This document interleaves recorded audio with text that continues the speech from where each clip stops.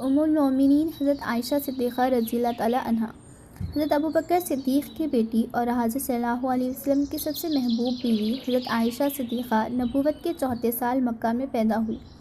عائشہ نام ام عبداللہ کنیت اور صدیقہ لقب تھا۔ چونکہ آپ کی کوئی اولاد نہیں تھی اس لیے کنیت بھی نہ تھی، مگر چونکہ عرب میں کنیت شرافت کا نشان سمجھی جاتی تھی، چنانچہ آپ رضی اللہ تعالیٰ عنہ نے سرور کائنات صلی اللہ علیہ وسلم سے کہا، یا رسول اللہ، اور عورتیں کنیت سے مشہور ہے، میری بھی کنیت تجویز فرما دیجیے۔ حضرت صلی اللہ علیہ وسلم نے فرمایا، تم اپنی کنیت عبداللہ کے نام سے رکھ لو۔ عبداللہ حضرت عائشہ رضی اللہ تعالیٰ عنہ کی بہن کے بیٹے تھے۔ حضرت عائشہ بچپن سے ہی بڑی ذہین اور دوسرے بچوں سے بڑی مختلف تھی۔ آپ شروع ہی سے بڑی ہنسمکھ، حاضر جواب اور بے پناہ حافظہ والی بچی تھی۔ یہی وجہ ہے کہ حضرت عائشہ رضی اللہ تعالیٰ عنہ کو اپنے لڑکپن کی ایک ایک بات یاد تھی۔ جب رسول اللہ صلی اللہ علیہ وسلم نے ہجرت فرمائی تو حضرت عائشہ رضی اللہ تعالیٰ عنہ کی عمر کا 8واں یا 9واں سال تھا، لیکن ہجرت کے بارے میں سب سے زیادہ تفصیل اور واقعاتی تسلسل میں روایت جتنی حضرت عائشہ کی ہے کسی دوسرے صحابی کی نہیں۔ نبی کریم صلی اللہ علیہ وسلم اور حضرت ابوبکر رضی اللہ تعالیٰ عنہ آپس میں منہ بولے بھائی تھے۔ زمانے جاہلیت میں منہ بولا بھائی سگے بھائی سے کم نہیں تھا۔ چنانچہ حضرت خدیجہ رضی اللہ تعالیٰ عنہ کی وفات کے بعد جب رسول خدا صلی اللہ علیہ وسلم کی غمزدہ حالت دیکھ کر حضرت عثمان رضی اللہ تعالیٰ عنہ کی بیوی حضرت خولہ رضی اللہ تعالیٰ عنہ نے آپ صلی اللہ علیہ وسلم سے نکاح کی فرمائش کی تو حضرت خولہ سے آپ صلی اللہ علیہ وسلم نے استفسار سے فرمایا، کس سے کروں؟ انہوں نے کہا، کنواری اور بیوہ دونوں طرح کی عورتیں موجود ہیں۔ عائشہ بنت ابوبکر رضی اللہ تعالیٰ عنہ کنواری ہے اور سودا بنت زمعہ بیوہ ہے۔ چنانچہ دونوں سے نکاح ہو گیا۔ حضرت عائشہ رضی اللہ تعالیٰ عنہ کی رسول خدا صلی اللہ علیہ وسلم سے شادی ہونے سے پہلے ایک کافر گھرانے میں نسبت ہو چکی تھی، مگر انہوں نے خود ہی یہ کہہ کر انکار کر دیا تھا کہ عائشہ کے آنے سے ہمارا لڑکا لامذہب ہو جائے گا۔ اس وقت حضرت عائشہ رضی اللہ تعالیٰ عنہ کی عمر 6 سال تھی۔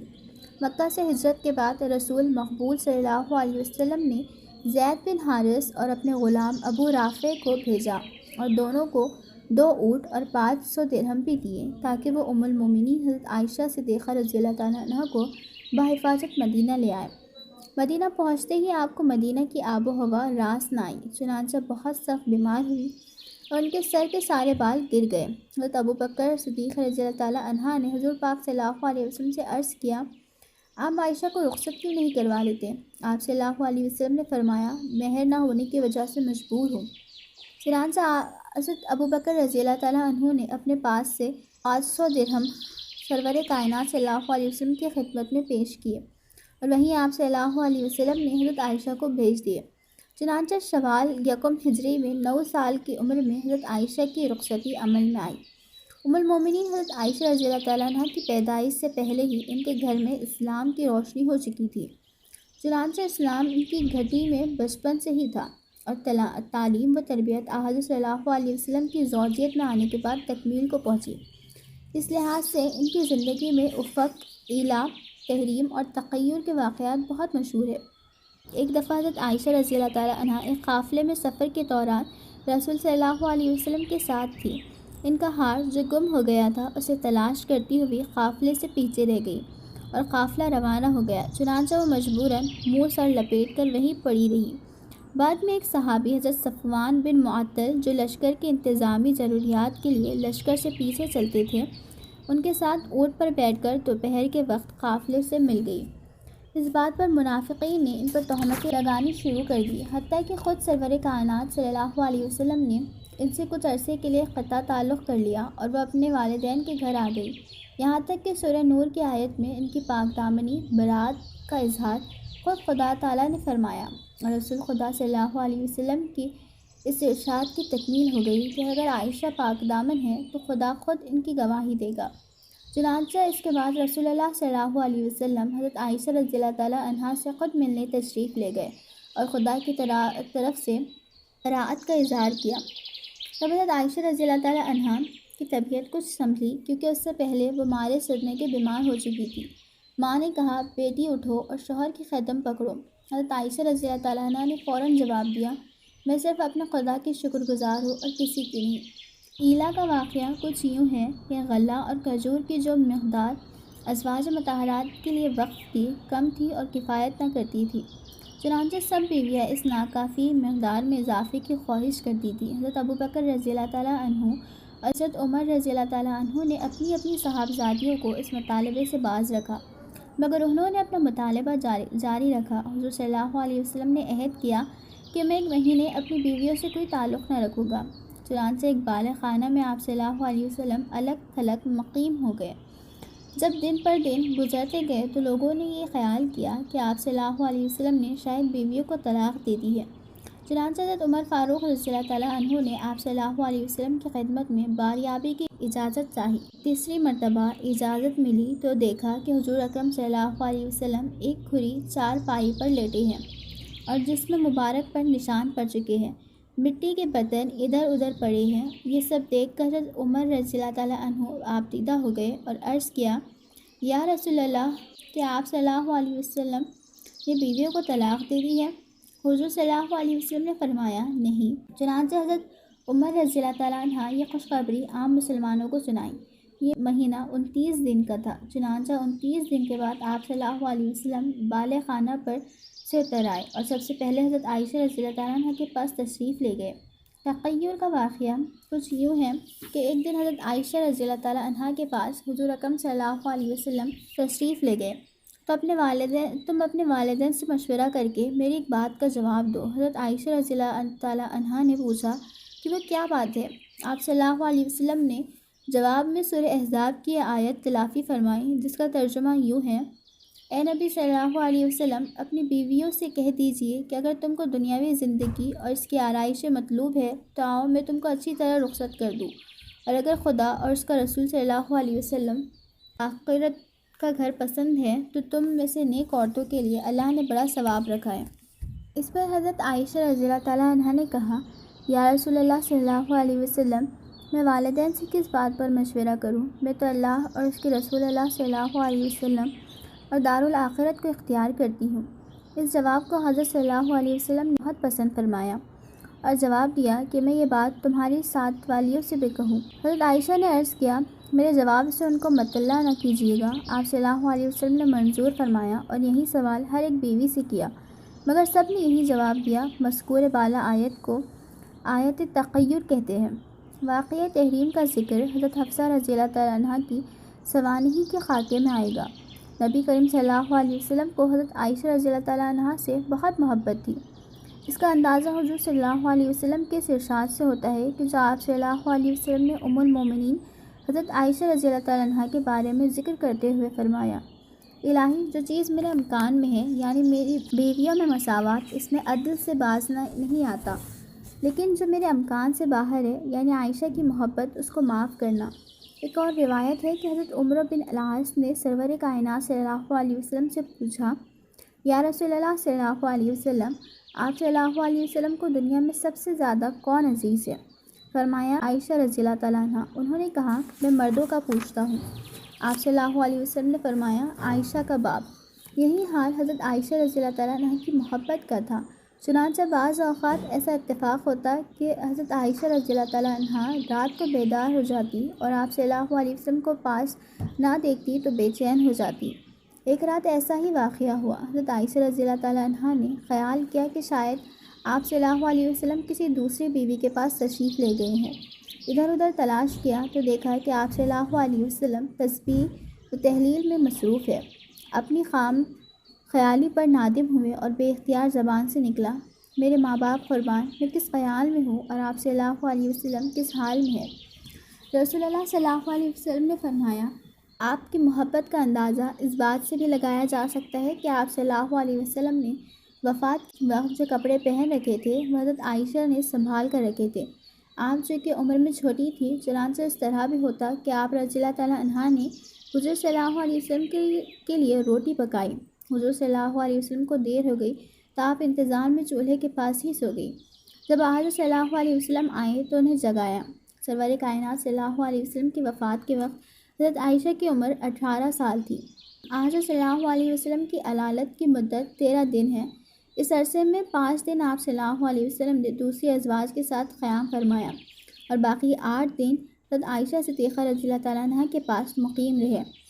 حضرت عائشہ رضی اللہ تعالیٰ عنہا کے ہجرے میں ہی آپ صلی اللہ علیہ وسلم کی روح عظیم فردوس ہوئی اور انہی کے کمرے میں آپ صلی اللہ علیہ وسلم کی تدفین ہوئی۔ اس کے بعد حضرت عائشہ رضی اللہ تعالیٰ عنہا نے 48 سال عالم بیوگی میں بسر کیے۔ رسول اللہ صلی اللہ علیہ وسلم کی رحلت کے 2 سال بعد ہی حضرت ابوبکر رضی اللہ تعالیٰ عنہ صدیق کا دور خلافت بھی ان کی موت پر ختم ہو گیا، اور اس طرح انہیں کم سنی ہی میں بیوگی کے بعد یتیمی کا داغ بھی اٹھانا پڑا۔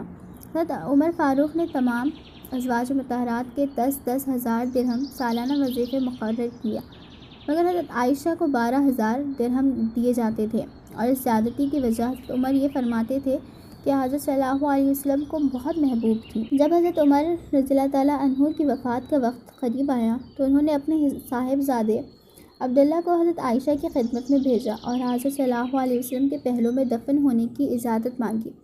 آپ نے فرمایا، اگرچہ وہ جگہ میں نے اپنے لیے رکھی تھی، لیکن عمر کے لیے یہ ایثار گوارا کرتی ہوں۔ اس اجازت کے بعد حضرت عمر رضی اللہ تعالیٰ عنہ نے یہ وصیت فرمائی، میرا جنازہ آستانے تک لے جانا، اگر اجازت ہو جائے تو اندر دفن کر دینا، ورنہ عام مسلمانوں کی قبرستان میں لے جانا۔ حضرت عائشہ رضی اللہ تعالیٰ عنہا نے اجازت دے دی، چنانچہ حضرت عمر رضی اللہ تعالیٰ عنہ نے ان کے حجرے میں دفن ہوئے۔ اس سے ان کی عالی ظرفی ایثار اور حسن کردار کا اندازہ لگایا جا سکتا ہے۔ ام المومنین بچپن میں دبلی پتلی تھی، مگر بعد میں جسم فربہی مائل ہو گیا تھا۔ رنگ سرخ و سفید تھا، بہت خوبصورت اور صاحب جمال خاتون تھی۔ سرخ کرتا، سیاہ اوڑھنی پسند فرماتی تھی۔ قناعت پسندی کی بنا پر صرف ایک ہی جوڑا پا سکتی تھی اور اس کو دھو دھو کر پہنتی تھی۔ شریعت کی پابندی کا بے حد خیال رکھتی تھی، بچوں کو نصیحت کرتی، شرم و حیا کی تبلیغ کرتی، رسول صلی اللہ علیہ وسلم کی خدمت گزار تھی۔ پردے کا اس قدر خیال رکھتی تھی کہ ایک دفعہ حضرت اسحاق نابینا آپ سے ملنے آئے تو آپ رضی اللہ تعالیٰ عنہ نے ان سے بھی پردہ کیا۔ اسحاق نے کہا، آپ مجھ سے چھپتی ہیں، میں تو آپ کو نہیں دیکھتا۔ فرمایا، تم مجھے نہیں دیکھتے، میں تو تمہیں دیکھتی ہوں۔ آپ قناعت کے وصف سے مالا مال تھی۔ ایک روایت میں فرمایا، میں حضرت صلی اللہ علیہ وسلم کے بعد کبھی سیر ہو کر کھانا نہیں کھاتی، کھاؤں تو مجھے رونا آتا ہے۔ ایک شخص نے پوچھا، وہ کیوں؟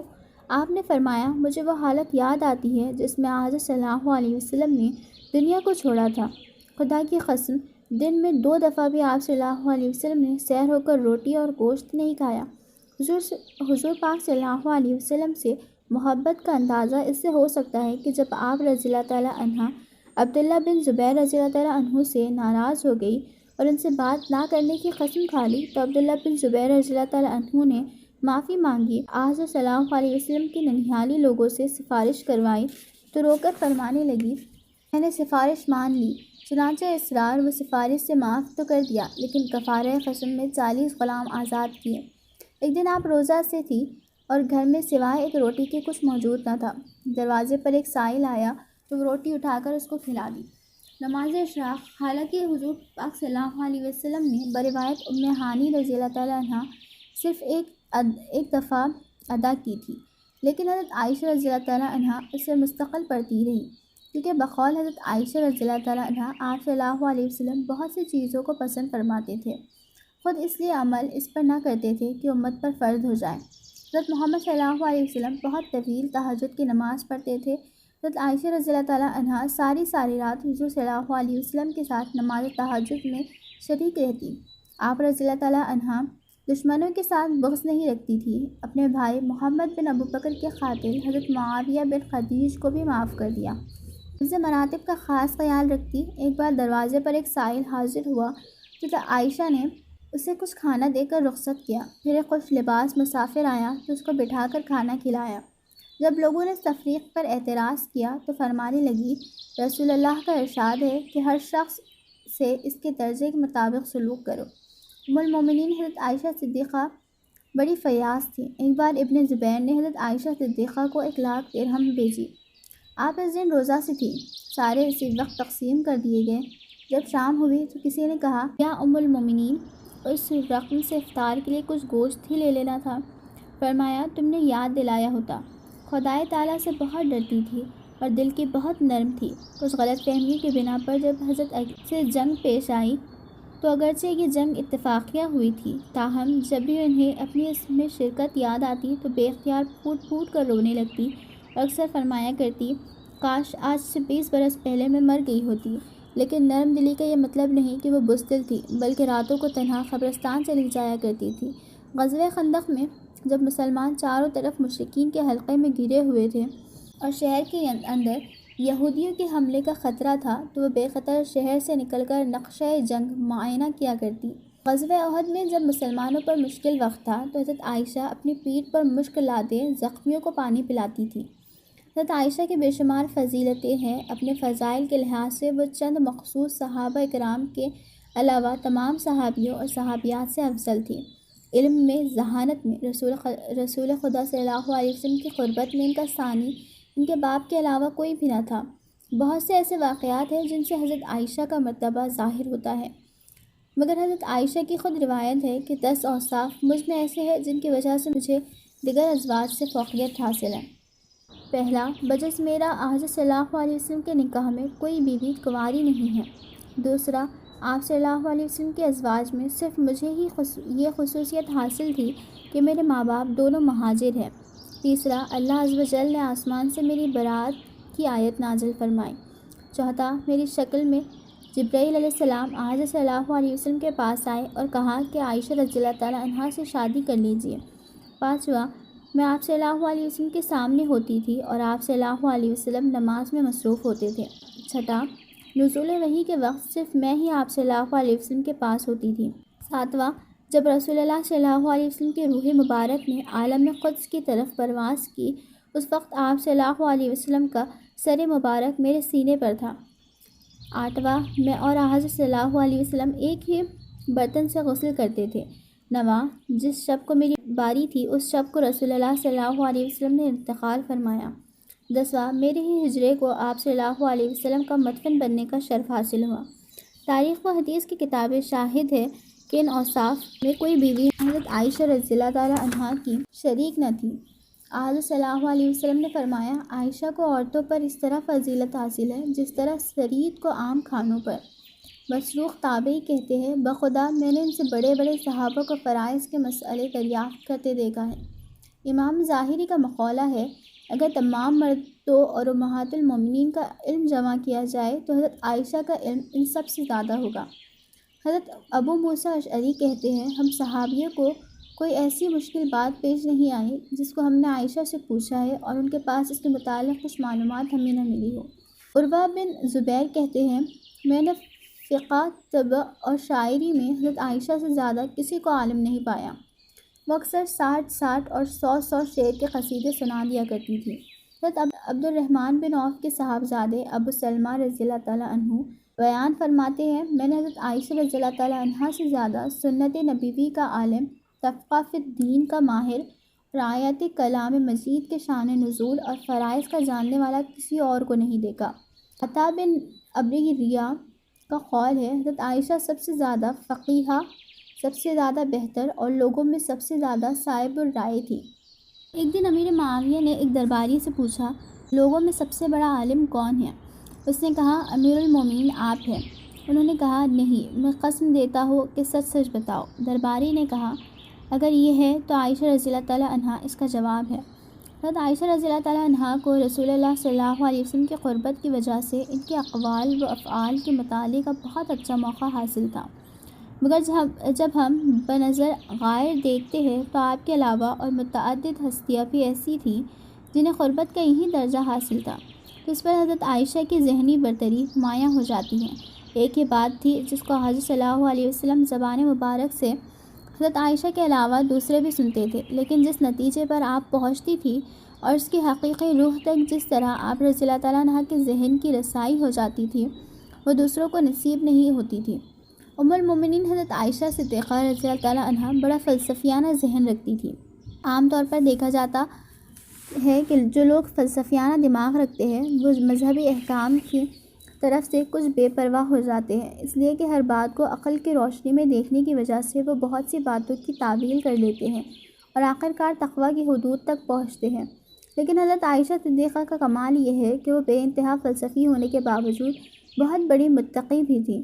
قدیم عرب میں جہاں اور بہت سی مذموم رسمیں تھیں، وہیں تعویذ گنڈے اور ٹونے ٹوٹکے کا بھی بہت رواج تھا، بالخصوص عورتوں میں جن کا کوئی کام بغیر شگون کے پورا نہیں ہوتا۔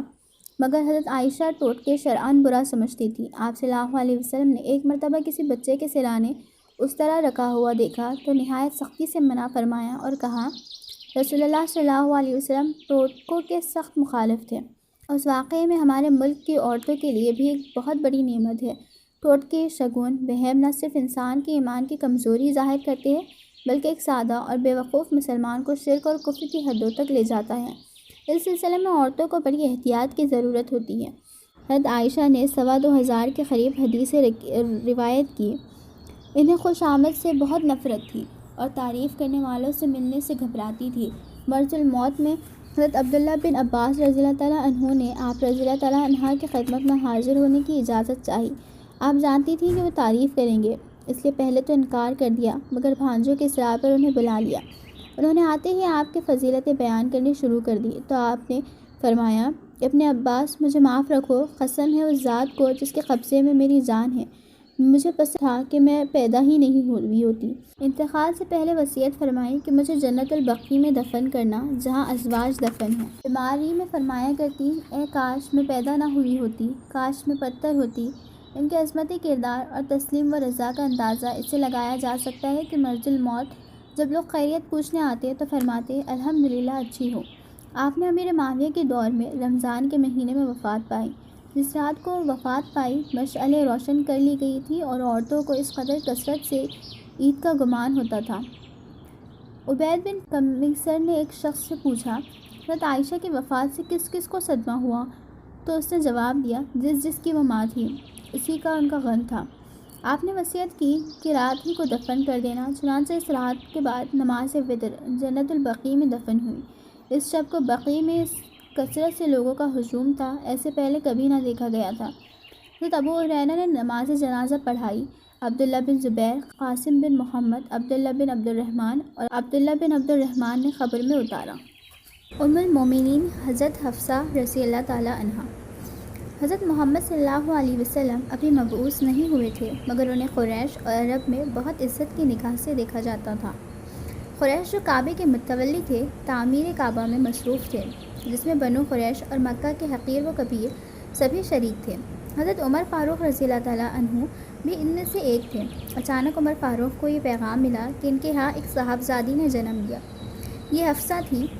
حفصہ رضی اللہ تعالیٰ عنہ سیدنا عمر بن خطاب رضی اللہ تعالیٰ عنہ فاروق اعظم خلیفہ دوم کی صاحبزادی تھی، جو بعد میں ام المومنین کے درجے تک پہنچی۔ جب رسول اللہ صلی اللہ علیہ وسلم نے اعلان نبوت کیا تو چند افراد کے علاوہ سارا قریش اور پورا عرب آپ صلی اللہ علیہ وسلم کا مخالف بن گیا۔ وہیں باہر جو کل تک محمد صلی اللہ علیہ وسلم سے بغل گیر ہونے کے لیے بےتاب تھی اور صادق و امین کے لقب سے پکارتی تھی، تلواریں سوت کر شمع رسالت کو بجھانے کے لیے تیار ہو گئی۔ عمر خطاب بھی ان میں سے ایک تھے، مگر شام کے ڈھلنے، حالت کے بدلنے اور جھوٹ کے کھلنے میں کسی چیز کی دیر نہیں لگتی۔ اس طرح حضرت عمر فاروق پر سچائی روشن ہو گئی اور ان کی تلوار جو رسول اللہ صلی اللہ علیہ وسلم کے خون کی پیاسی تھی، اب انہی کی محافظ بن گئی۔ حضرت عمر جس طرح مخالفت اسلام میں تند و تیز تھے، حمایت میں بھی بڑھ چڑھ کر نکلے۔ مسلمان ہوئے تو اپنے ساتھ سارے قبیلے کو بھی مسلمان کر لیا۔ چنانچہ حضرت حفصہ بھی مسلمان ہو گئی۔ حضرت حفصہ کا پہلا نکاح خنیس بن حذافہ سے ہوا۔ خنیس بن حذافہ اور حفصہ بڑھ چڑھ کر دونوں اسلام کے شیدائی تھے اور اس بات کا تہیہ کیے ہوئے تھے کہ ہر نرم گرم میں رسول اللہ صلی اللہ علیہ وسلم کا ساتھ نہیں چھوڑیں گے۔ دونوں کی محبت میں آپس میں اسلام کے ناطے سے تھی۔ چنانچہ جب سب سے بڑی قربانی کا وقت آیا تو دونوں کے قدم پیچھے نہیں ہٹے۔ اسلام کی تاریخ میں ہجرت کوئی معمولی واقعہ نہیں تھا، مگر جب سرور کائنات صلی اللہ علیہ وسلم کا حکم آ گیا تو اس وقت ہر مسلمان نے مال و دولت، وطن، شہرت، اہل و عیال کی محبت اور معاشرتی کشش کو چھوڑ کر قدم مدینے کی طرف بڑھا لیے۔ خنیس اور حفصہ بھی ہجرت کرنے والوں میں سے تھے۔ دونوں نے مکہ چھوڑا اور مدینہ کی راہ لی۔ حفصہ رضی اللہ تعالیٰ عنہ اگر اسلام کی شیدائی تھی تو خنیس اسلام کے سپاہی تھے۔ مدینہ پہنچ کر جب شر پسندوں اور کافروں نے مسلمان کو چین سے نہیں رہنے دیا تو جنگ بدر کا واقعہ پیش آیا۔ مال و دولت، وطن اور اہل و عیال کی قربانی کے بعد اب جان دینے کا مرحلہ آن پہنچا تھا۔ خنیس اس معرکے میں بھلا کیوں پیچھے رہتے؟ حفصہ نے شوہر کی شہادت کے لیے اول اور سلامتی کے لیے دعائیں مانگی، اور خنیس جنگ بدر میں اس زور و شور سے لڑے کہ مشرکین مکہ دنگ رہ گئے۔ موقع پر ہی تو شہید نہ ہوئے مگر مہلک زخم کھائے۔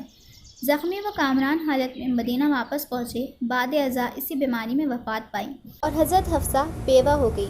عرب میں بھی ایک قبیح رسم تھی کہ اگر کوئی عورت بیوہ ہو جائے تو جاہلی معاشروں کی طرح اس کی شادی نہ کرتے تھے۔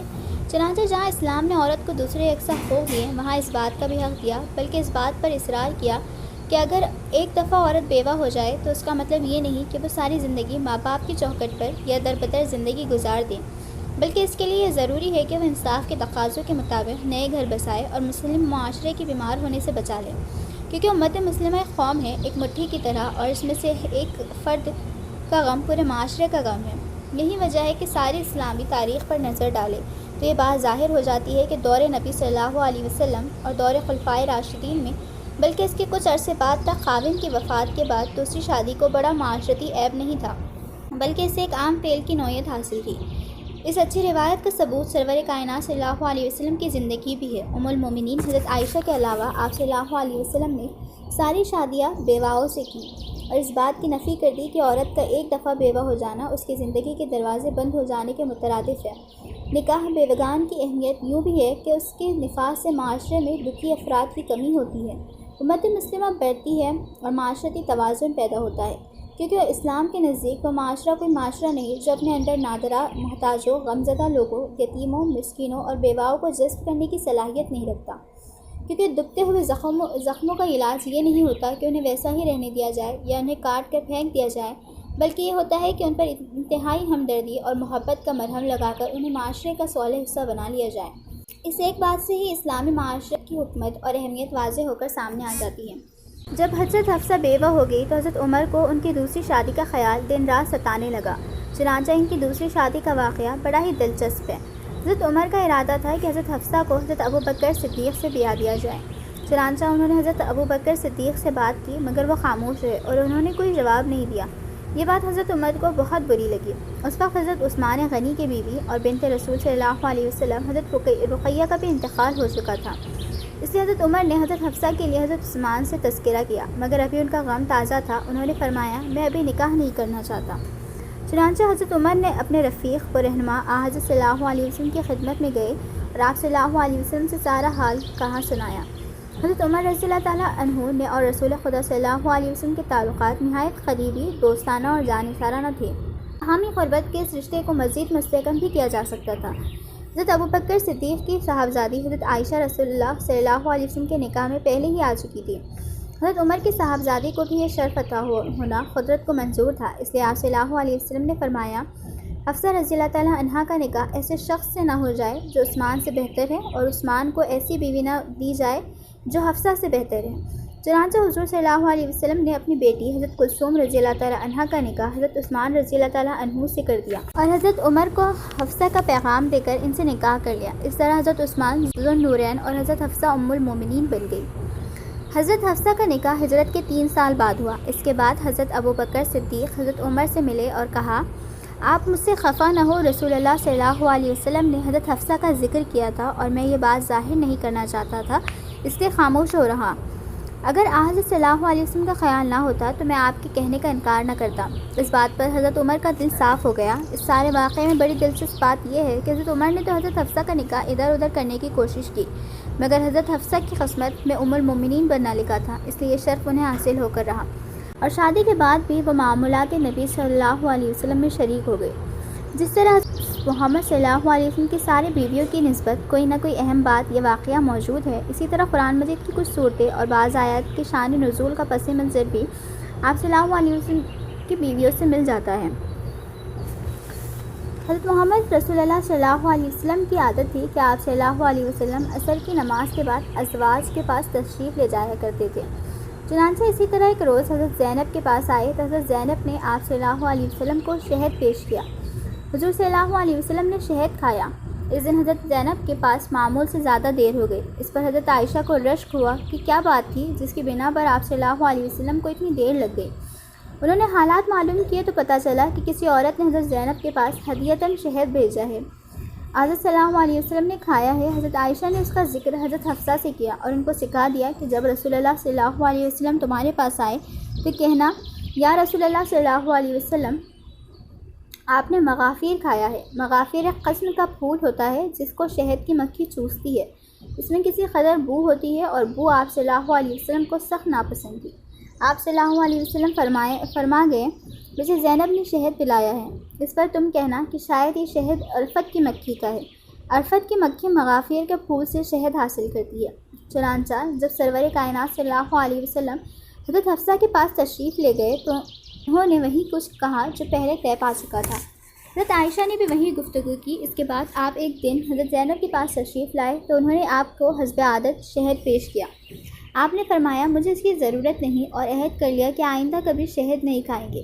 اس کے بعد قرآن مجید کی سورہ تحریم کی آیت نازل ہوئی، اے نبی صلی اللہ علیہ وسلم، تم اپنی بیویوں کو خوشنودی کے لیے جو چیز خدا نے حلال کی ہے اس کو اپنے اوپر حرام کیوں کرتے ہو؟ اسے واقعہ تحریم کہا جاتا ہے۔ واقعہ تحریم کے کچھ دنوں بعد حضرت حفصہ ایک اور آیت کے نزول کا سبب بنی۔ ہوا یوں کہ حضرت صلی اللہ علیہ وسلم نے کوئی راز کی بات حضرت حفصہ سے کہی اور تاکید فرما دی کہ کسی سے نہ کہے، مگر وہ حضرت عائشہ سے چھپا نہ سکی اور انہوں نے حال دل کہہ ڈالا۔ اس پر سورہ تحریم کی یہ آیت اتری، اور جب پیغمبر صلی اللہ علیہ وسلم نے اپنی بعض بیویوں سے راز کی بات کہی اور انہوں نے فاش کر دی اور خدا نے پیغمبر کو اس کی خبر کر دی تو پیغمبر نے اس کا کچھ حصہ ان سے کہا اور کچھ چھوڑ دیا۔ پھر جب ان سے کہا تو انہوں نے کہا کہ کس نے آپ کو خبر دی؟ پیغمبر نے کہا، مجھ کو خدائے علیم و خبیر نے خبر دی۔ اب چونکہ یہ صورتحال رسول اللہ کی ناراضگی کا سبب بنی تو حضرت حفصہ اور حضرت عائشہ نے متفق ہو کر معاملے کو سلجھانا چاہا، تو پھر سورہ تحریم کی آیت اتری، اگر تم خدا کی طرف رجوع کرو تو تمہارے حق میں بہتر ہے، کیونکہ تم نے غلط راہ اختیار کی ہے، اور اگر پیغمبر کے خلاف سازشیں کرو گی تو ان کا مددگار اللہ ہے، اور جبرائیل اور اچھے نیک مسلمان اور ان کے علاوہ دوسرے فرشتے بھی پیغمبر کے مددگار و حامی ہیں۔ اس آیت سے یہ بات بھی ظاہر ہوتی ہے کہ نبی کی بیویاں نبی کی طرح معصوم نہیں ہوتی، بلکہ وہ اگر کبھی کوئی چھوٹی موٹی غلطی کرے بھی تو خدا انہیں تنبیہ فرماتا ہے، کیونکہ نبی کی بیویاں امت کی مائیں ہیں، اور جس طرح نبی کی ذات مسلمانوں کے لیے نمونہ تھی اور ہے، اسی طرح نبی کی بیوی میں چھوٹی موٹی غلطی بھی خدا کو اور اس کے رسول کو بالکل پسند نہیں تھی۔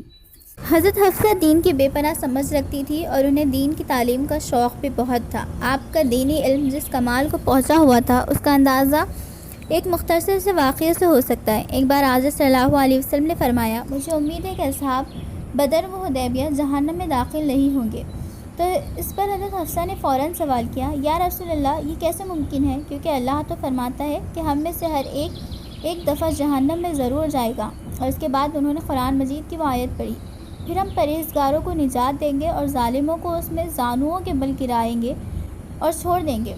دین کی یہ سمجھ ہی تھی کہ ان کے پاس بہت لوگ علم حاصل کرنے کے لیے حاضر ہوتے تھے۔ عبداللہ بن عمر، حمزہ بن عبداللہ، حارثہ بن واہب اور عبد الرحمن بن حارث وغیرہ مردوں میں سے، اور صفیہ بنت ابی عبیدہ، ام معیشر اور انصار، یہ عورتوں میں ان کی شاگردوں میں شامل تھی۔ حضرت حفصہ نے 60 حدیثیں روایت کی جو انہوں نے خود حضرت صلی اللہ علیہ وسلم اور حضرت عمر سے سنی تھی۔ ان خصوصیات کے علاوہ حضرت حفصہ بڑی عابد و زاہد تھی۔ نہ صرف یہ کہ دین کو فرماتی اور لوگ ان سے دین کو سمجھنے کے لیے آتے تھے، بلکہ اس کے ساتھ ساتھ وہ دین پر سختی سے عمل بھی کرتی، راتوں کو جاگ جاگ کر عبادتیں کرتی اور صبح جلدی اٹھ جایا کرتی تھی۔ انہوں نے آخری وقت تک روزہ کبھی نہیں چھوڑا۔ حضرت عائشہ اور حضرت حفصہ آپس میں بہت محبت کرتی تھی، اکثر معاملات میں ایک دوسرے کی شریک تھی، مگر کبھی کبھی رقابت کا اظہار بھی ہو جاتا تھا۔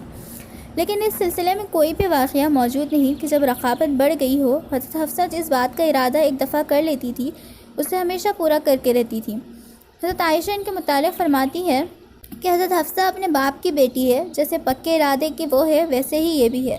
حضرت حفصہ مزاج کی تیز تھی اور بعض اوقات تو وہ حضرت صلی اللہ علیہ وسلم کو برابر جواب دے بیٹھتی۔ حضرت عمر کی روایت ہے، جاہلیت میں عورتوں کی بہت کم عزت ہوتی تھی۔ ایک دن میں کسی مسئلے میں مصروف تھا کہ میری بیوی نے مجھے مشورہ دیا۔ میں نے اسے جھڑک دیا کہ تم کو ان کاموں سے کیا واسطہ؟ تم کو میری بات اچھی نہیں لگی، حالانکہ تمہاری اپنی بیٹی رسول اللہ صلی اللہ علیہ وسلم کو برابر جواب دیتی ہے۔ میں سن کر حفصہ کے پاس آیا اور پوچھا کہ کیا واقعہ ہے؟ انہوں نے کہا، بے شک میں ایسا کرتی ہوں۔ میں نے کہا، خبردار ایسا نہ کیا کرو، میں تم کو عذاب الہی سے ڈراتا ہوں۔ مگر حضرت حفصہ کی مزاج کی تیزی نے کبھی بھی گستاخی کی حدوں کو نہیں چھوا۔ انہوں نے نہایت پاک بازی کی زندگی گزاری۔ دین کے علم کا حصول اور اس کی تعلیم ان کا مطمح زندگی تھی۔ رسول اللہ صلی اللہ علیہ وسلم کی وفات کے 35 سال بعد انتقال فرمایا اور انہیں جنت البقیع میں دفن کیا گیا۔